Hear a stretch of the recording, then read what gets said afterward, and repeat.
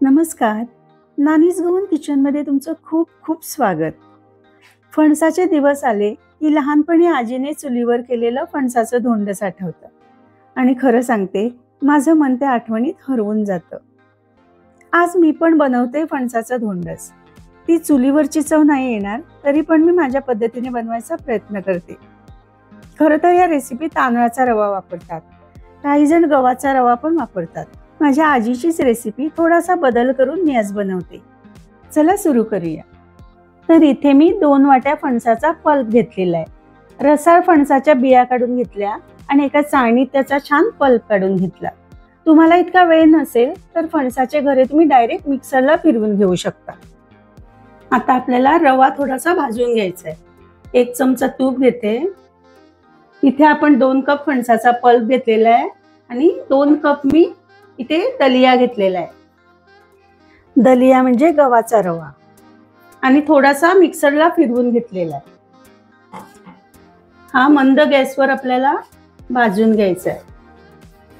एकदम बारीक गॅसवर छान वास सुटेपर्यंत आपल्याला हा भाजून घ्यायचा आहे. इथे तुम्ही बघू शकता रवा अगदी परफेक्ट फ्राय झालेला आहे. सुगंध पण छान सुटलेला आहे. इथे तुम्ही तांदळाचा रवा पण घेऊ शकता किंवा 1 कप तांदळाचा रवा आणि 1 कप हा दलिया असं दोन्ही पण घेऊ शकता. आता याच्यात घालते फणसाचा पल्प, 1 वाटी गूळ घेतलेला आहे आणि हे सगळं आपल्याला छान शिजवून घ्यायचंय.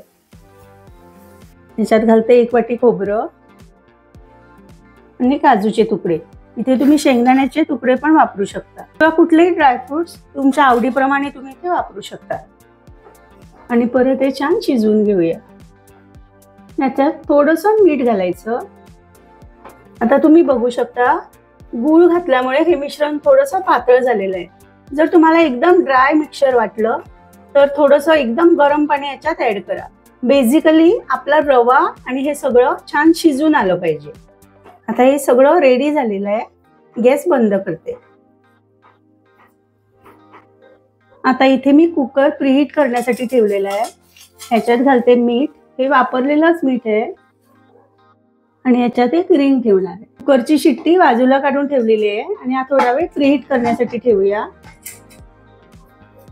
आता आपण हे धोंडस कुकरच्या भांड्यातच करणार आहोत. इथे थोडासा बटर पेपर लावून घेतलेला आहे. याच्यात हे सगळं मिश्रण छान सेट करून घेऊया.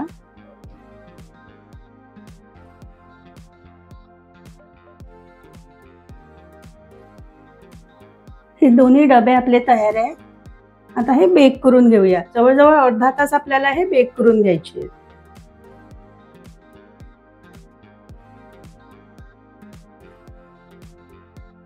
एकदम लो फ्लेमवर आपल्याला जवळजवळ 25 ते 30 मिनिटं हे बेक करून घ्यायचे.